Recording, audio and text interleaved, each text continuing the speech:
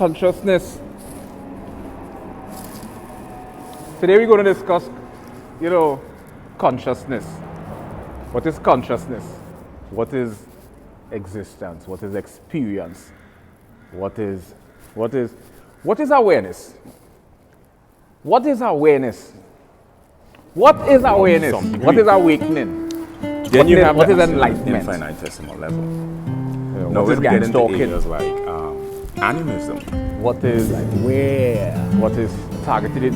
What is awareness? What is awakening? What is enlightenment? What is the correlation? What is the coordinates? What is the disparity? Is there a dichotomy between